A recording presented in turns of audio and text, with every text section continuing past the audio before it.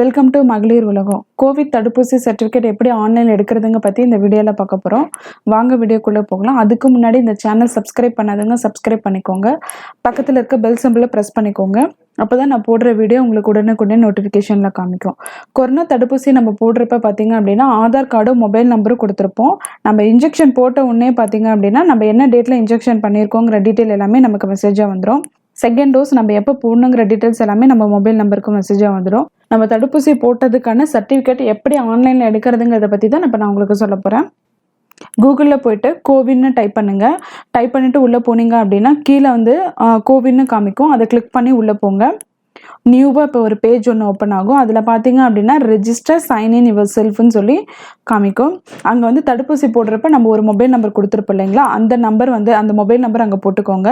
போட்டுட்டு mobile number கொடுத்துட்டு mobile number கொடுத்த உடனே பார்த்தீங்க அப்படின்னா மொபைல் நம்பருக்கு ஓடிபி ஒன்று வரும்.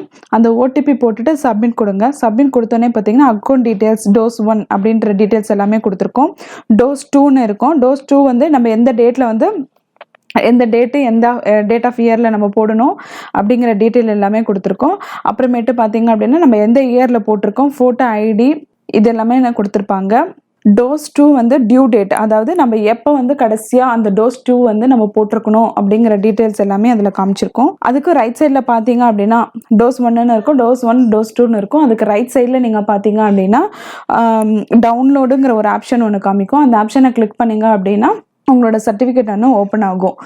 அந்த certificate professional certificate for COVID-19 vaccine 1 டோஸ்ன்னு இருக்கும்.